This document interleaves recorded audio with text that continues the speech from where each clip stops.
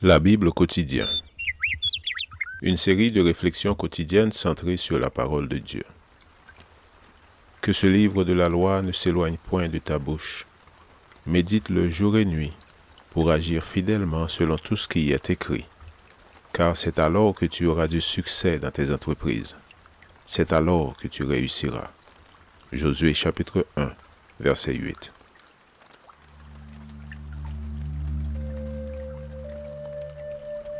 Aujourd'hui, le 4 décembre, vie et santé.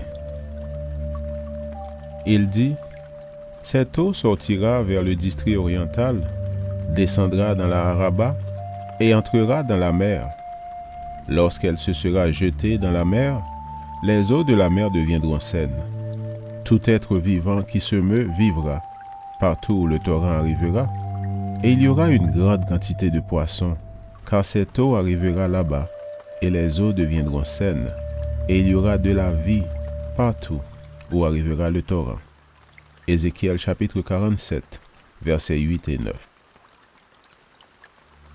Cette image est une figure et un symbole bien connu et très apprécié des chrétiens.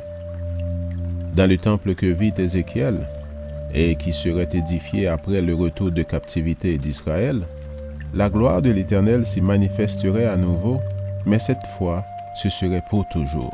Amen. Si Israël avait suivi les plans de Dieu, ce temple serait éternel, parce que ce serait le siège du règne du Messie sur Israël, selon le plan éternel de Dieu pour ce peuple. Comme ce serait merveilleux! De dessous du temple sortirait un fleuve d'eau vive, qui serait une source de guérison pour toutes les nations. Tous ceux qui y entreraient vivraient. Même les poissons qui, en ces temps-là, n'arrivaient pas à survivre dans la mer morte à cause d'un contenu excessif de minéraux, vivraient, parce que ce fleuve de vie serait une source de guérison pour les eaux mortes. Il était prévu un glorieux destin pour Israël. La vision d'Ézéchiel devait les amener à accepter toutes les conditions du plan de Dieu afin que ces glorieuses promesses s'accomplissent en leur faveur. Mais ils rejetèrent le plan divin lorsque le Messie vint chez les siens et les siens ne l'ont pas reçu, selon Jean 1, verset 11. Dieu ne put faire pour eux et avec eux tout ce qu'ils pensaient réaliser en leur faveur. Ainsi, toutes ces mystérieuses prophéties de l'Ancien Testament, celles-ci en particulier, se réaliseront sur la nouvelle terre et dans la nouvelle Jérusalem, selon Apocalypse 22, versets 1 et 2. Là-bas, l'arbre de vie et le fleuve d'eau de la vie seront pour la guérison des nations. Notre Seigneur Jésus est ce fleuve d'eau de vie qui jaillit jusque dans la vie éternelle, selon Jean 7, versets 37 et 38. Le fleuve coule maintenant même. Ses eaux sont abondantes et salutaires.